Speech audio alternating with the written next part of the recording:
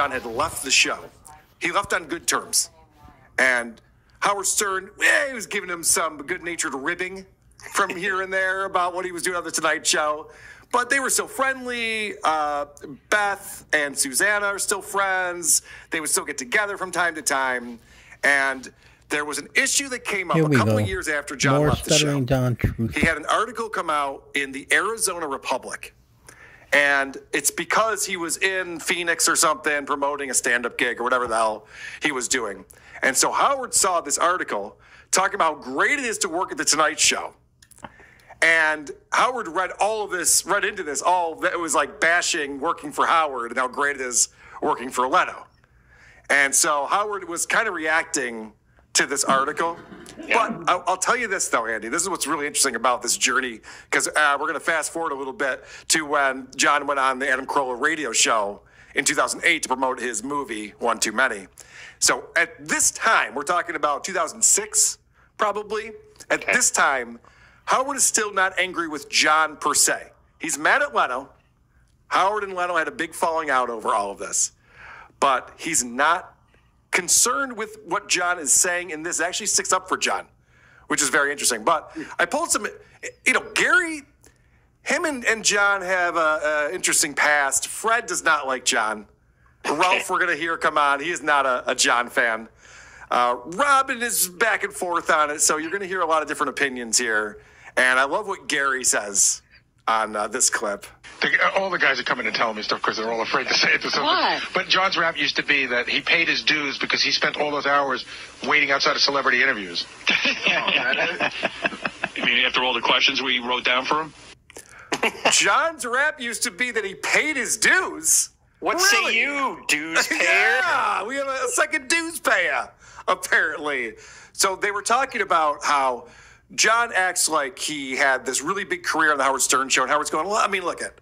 He answered the phones. He didn't work full-time. It wasn't a full-time job. He came in, answered the phones, and he left. And, yeah, we had him do celebrity interviews. And John thinks that because he had to wait around for these celebrities, that... At one point, John was a 30-year-old intern. That made it, a full-time job. He was so busy with the Howard Stern show. Because what you're going to hear in a lot of this is the fact that John continually complains about what his pay was. And Howard says over and over again, this is not supposed to be a full-time job. You came in as an intern. We didn't pay you anything. And then we found a job for you. We gave you a little bit of money. But you were not supposed to be doing this full-time. Yeah. This is just a morning show. And, if you want to be here, great. If you don't, if you can make more money somewhere else, go somewhere else and make more money. I had to do something that I didn't enjoy doing. I wouldn't normally do this in my everyday life. So work was hard. That's why you get paid to do it. You're doing that shit that nobody else wants to do. And that's the thing that John, he does not understand this. When you start somewhere as an intern and they're paying you $0, they're not going to respect your time. You're never going to get to a place where they're just like, well, Stuttering John guy's invaluable. We have to pay him whatever he wants because we can't let him go. It's like, no. He was there as an intern. We paid him nothing. Grillo, same thing. The way that you get ahead in whatever industry you're in, whether it's radio or just show business in general, is you kind of have to get your start and you have to jump around and build your career. And John thought he was just, and we're going to get into this, Howard gave him a lot of opportunities. He got on a radio show on K-Rock. He got a lot of different opportunities to do things to further his career that he failed at. But the point is, you don't just get hired from an internship and then all of a sudden you're making as much. And an intern, you learn things. You improve yourself. That's why you're there. You usually get school credit. But John learned nothing and scammed and schemed and put himself out of business. Money as the host or $2 million a year. It doesn't work that way. You have to prove that you're a value added and then be... He did just the opposite. So John is talking about, in this article, he's being interviewed. He's talking about how the Tonight Show is great. It's not a toxic work environment like his previous employer. And Gary rightfully points out that John was the problem. He was the reason why it was a toxic work environment. And then there's, everybody else at the Tonight Show was wonderful. There was a lot of angst around here, apparently. He didn't really enjoy it. But, Gary made a great point about that. Like, John goes, there was a lot of angst around here. Now it's such a nice environment at the Tonight Show. Yeah. The only guy creating angst was John. John he created angst. He used to write me about being pussy whipped and, being and he would goof on Artie incessantly, and he would make fun of everybody. And then when you turn the tables back on him, he would get all bummed out. But he created most of the angst on the show. So John was the shit stirrer. He says it himself. And he's like, man, there's a lot of angst working on the Howard Stern show. Yeah, because of you, asshole. You're the one tattletaling on everyone and talking about, I was out with Jackie last night and he had 7 beers at the Yankees game. And, I just saw Gary fell asleep on the job. And he's going around tattling on everyone. And they're just like, geez, I don't know about working for the Howard Stern show. Those guys are jerks over there. Yeah. What an asshole. Yeah. So there's a lot of things that we're going to find out as we play these clips. What's fascinating about this is that nothing has changed. When we think about the transformation of John, I'm talking about John, not his children, the transformation of John over these past few years as we've been scrutinizing him, he's changed a lot in his appearance, the way he talks. There's a lot of things that have changed, but his general attitude and demeanor has not. He's always been this guy. And for all the things that we talk about where John's kind of an asshole and difficult to deal with, we're going to see that this was always true, going back to 1988 when they hired him as an intern. So after this, they talk about how Howard still hangs out with John because Beth and Susanna are friends. And that's really, and Howard even says, he goes, listen, I used to hang out with John, but it's only because Beth and Susanna, like, he'd come over to the house. If we had a lot of people over to the house, they'd be invited along with everyone. And, maybe we went out for dinner every now and again because the women would coordinate stuff like that. So Howard paints this picture that it wasn't really Howard and John having a friendship, which I thought was interesting. Because Howard explains, when John tries to call him, Howard's not returning his phone calls. He happened to be in Vegas. He never came over to me. He said he called and you never returned his call. And let me ask you something. How many times have you heard John say the whole time he was working here, he called me and I didn't return his call? A million times. Exactly. When do I sit and return John Melendez's calls? Right. I'm not really looking to hang with John Melendez. And this is, again, let me just point out, the overarching theme of this is that he doesn't have a problem with John at this point in time. And he's going, I don't want to hang out with the fucking guy. We're not friends. Yeah. As long as John's not making himself a problem. Right. But that flies in the face of everything that John ever says about this phase of his relationship with Howard, where they would be hanging out in the Hamptons and getting high and hammered and having a great time. We went jogging together. We worked out. I went to something's house. I know. This is gonna be me. This is going to be me 10 years from now. I used to come down to WATP South, and there was so much scatological sex was had. This is the only wall behind me that's not covered in feces with all the dirty butt sex that I've had here. It's pretty crazy, but I will point out our wives are friends. That's the only reason why. For now, once they're not. I just want to say that. I'm putting it out there now, so 10 years from now I can be like, I was never friends with Trucker Randy. How dare you even imply that? So this is kind of fun because Howard explains that John's creating this controversy in this article where he's talking about he had issues with this thing and that thing, and there's a reason why John does that. Listen, a narcissist wants to think people have problems with him because then people are involved in thinking about him. I don't spend a minute thinking about John. Even back then, we're going back 20 years, and Howard's going, this guy's a narcissist. He thinks that everyone is consumed with him. We're not. We don't give a fuck. He left the show. And Howard even says multiple times, he goes, I was happy for him. I wished him well. The show's doing fine. We don't worry about him leaving or whatever. It's great. I'm glad he got a better opportunity. But John likes to make it seem like, and he even says this, well, when I left, they couldn't replace me. They had to get both Sal and Richard. It's like Sal and Richard do very different things than what you did on that show. They don't answer the phone. Well, was it, correct me if I'm wrong, was it Jason Kaplan who is the song is a ripoff of another, like, this is the Soundgarden ripoff song. This is the STP ripoff song. This is the Blind Melon ripoff song. They're all just aping other more popular things. And after we get done with the book on Patreon, we get done with John's book, which we have one more episode to go. Yeah, I want to get into his first album. I want to start breaking that down. He has more than one? He's 3 albums, but there's only one there's only one on a major label though. Stuttering John is on Atlantic Records, and spoiler, they're going to point out later in these clips that I have that if John was such a scary talent, why isn't he a rock star? He did get an album on a major label. If he's really good, he could have turned that into a career in music. I know, too. That makes perfect sense. Okay, so now fast forward a couple of years after this.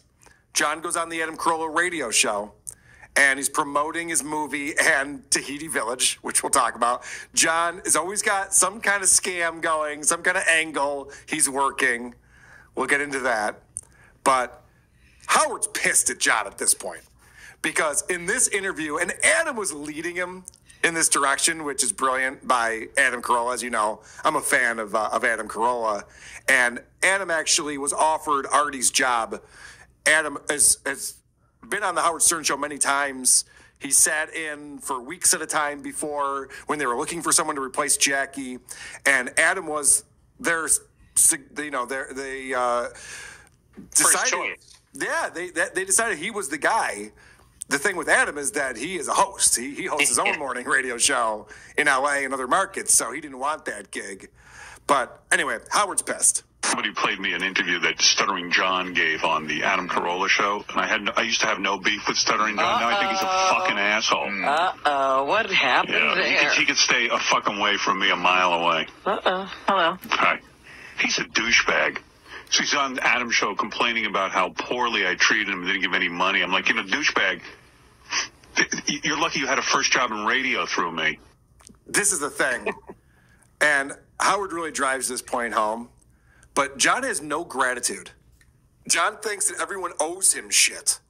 And so rather than look at it and say, listen, I'm just thankful I have to be on the show. I mean, you ever listen to Artie Lang? Artie Lang, who had a whole career before Howard Stern. He was on Mad TV. He was in movies. He was in the sitcom Norm. He had all this stuff going on. He goes on Howard Stern. If you ever hear Artie talk about Howard Stern after being on that show, he was so grateful for that opportunity. He feels bad he fucked it up. He understands how great that is to be on the Howard Stern show. John just thinks he deserved it all along. He's just like, yeah, I don't know. They didn't give me enough money. And the fucking assholes. Like, no, you got to be on the Howard Stern show. Turn that into something. You know how he is. If he offers to do something that he never ends up doing, like take care of your cats that don't exist while you're not in Florida, then he's earned that, that respect of something that he's done. And he thinks that he should have been that third chair. So, like, his offer to or desire to want to do it is as good as actually having done it in his mind. Correct. It's bizarre. It's a weird. I think it's narcissistic behavior. It's definitely a personality flaw. Yeah, for sure. So this is Fred Norris again chiming in. As soon as they start talking about, Fred's not a talkative guy. They start talking about Stuttering John being an asshole. He's got a lot to say. That's the reason. If anybody ever wants to know why I have a problem with John, that is the very reason right there. His and logic is cutting weird. to the core, there is this arrogance that John has, that he feels he is better than, that he deserves more than. He thinks he's a big talent. Yeah. I mean, that, if there was a beef. And by the way, if Jay Leno's paying him so much, why is he doing Tahiti Village? Right. I mean, if there was is a that beef. What he's up to? He was, and then he was throwing him. He's always plugging. He's always, he's always got some scam going. Yeah. But this is to a T. I'm sorry, Carl, real quick. I'm sorry, not this. What is Tahiti Village? Oh, I'll get into that. Okay, all right.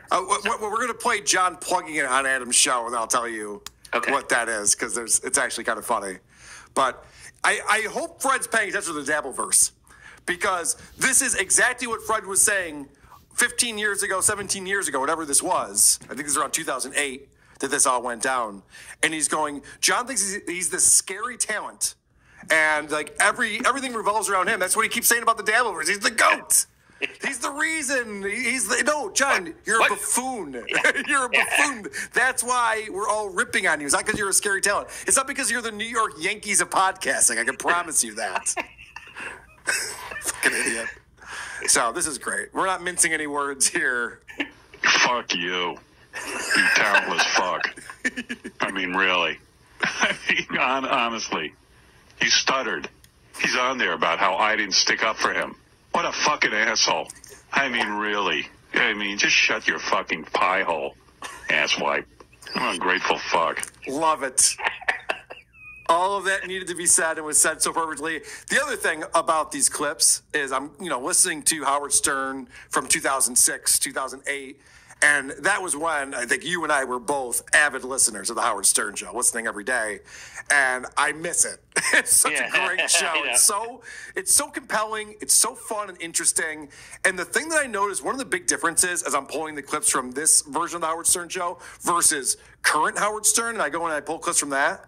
Yeah. It's so much dead air. It's so boring. The current state of because no one can believe that any of this is real. So again, Howard goes on to explain it was never meant to be a full-time job. It was a beginner job. And Howard even says, he's complaining about how much money we paid him. And you know Howard's rap. He made $4 an hour his first gig, or $200 a month, or whatever the fuck. Gets up and takes a shit in the middle of his show. And he thinks he's being entertaining. He's yelling, "Oh, fucking hell, my roids, bro." He's yelling and whatever. So it's annoying. And then you hear him go to the fridge, and you just hear bottles rattling around. I can't tell if he's tripping on them, if he's pushing them out of his way. It's so loud. The one thing you don't hear is water running from the faucet. Yeah, you don't hear him wash his hands. You don't hear him wash his hands. You do hear him get a beer, and just him moving around through his apartment, it sounds like it's a chore. Like there's so much shit everywhere. By the time he sits down, he's winded. He's got his pillow now because of his hemorrhoids. He can't sit comfortably, and meanwhile, he wants to fight producer Joe. The fuck?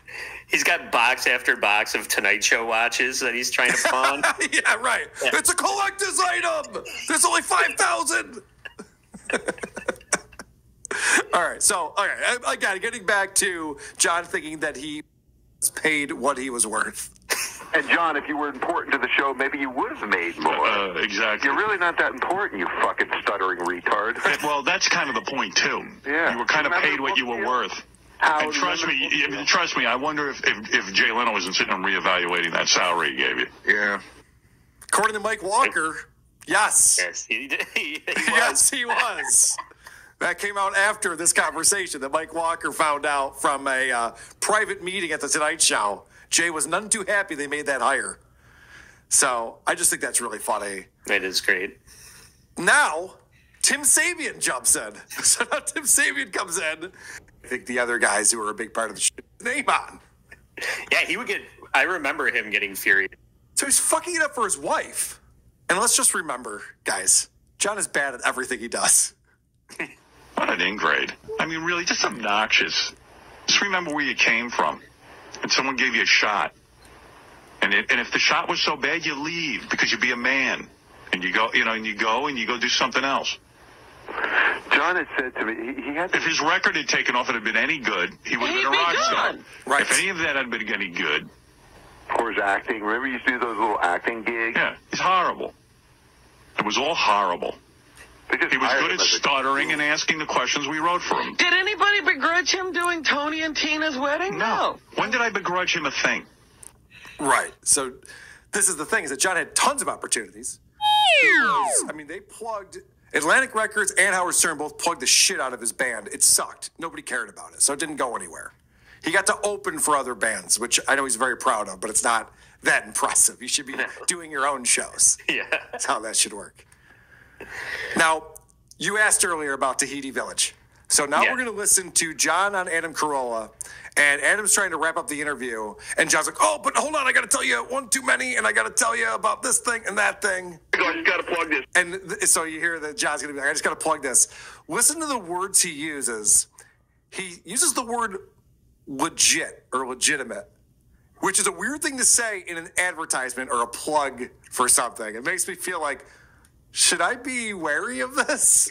I just got to plug this, and this is great for you and all your listeners, and totally legit. If they call this number now, they get 3-day, 2-night complimentary hotel stay in Las Vegas, and also 2 tickets to a Las Vegas show. And you have the number? Yeah, and I'm going to do a screening in Vegas, so... wow. Let's get there real quick. How many things can you plug in one sentence? Yeah, and, he's making a pretty good chunk of change over there tonight. Does he have to be, like... Yeah, exactly. Why is he whoring himself out, Mr. Moneybags? Can't stop. What's with the stutter, too? Where'd it go? Well, it's here. He's stuttering a little bit. A little bit. So call this number, 866-50-GET-IT. That's 866-50-GETIT. be. And it's great, man. It's a free room, 3-day, 2-night complimentary hotel stay, and 2 tickets to a Vegas show. And it's it's a cool thing. And soon in April, I'll be doing a screening. I hope you come. And I defy any human being to sit through that. Okay. So he's trying to get. That was the other funny thing too. Is he goes, "We're doing a screening for my movie One Too Many." Broke. How did that happen? He is doing so many things. All right, last clip I have here. This is the salary talk. Oh, here he is talking about his starting salary at K-Rock because he was such an incredible talent. Starting, he was nothing. I mean, the truth is, Adam, and you know how, radio, well, you get a lot more than I ever did, but, for me, my first salary at K-Rock was $10,000 a year. Oh, yeah. Oh, What that's was he crazy. doing? How would they overlook him? Howard, what was your starting salary in radio? Well, first of all, it was my radio. He was actually on the radio, fact of the matter Fred. is, the point I'm trying to make, nobody starts off making money. No, his starting salary, he's lying. His starting salary was free. That's He right. was an intern. He started paying him for something he did for free. He said to me, I enjoy myself here. I want to hang around. Can you get me some money? I said, I don't know if they'll pay any interns. I said, if you want. So they gave him $10,000. And I said, John, I wouldn't make a life plan of He staying doesn't here. realize what a gift he got. I mean, and this isn't just blowing smoke up your ass. It's like the fact that he was an intern. Where in this universe does an intern become a part of the most major radio program in all of history? Right. And that was in 1990. See, they can't believe how ungrateful he is. They can't believe Yeah. it. They can't wrap their heads around it. I still can't.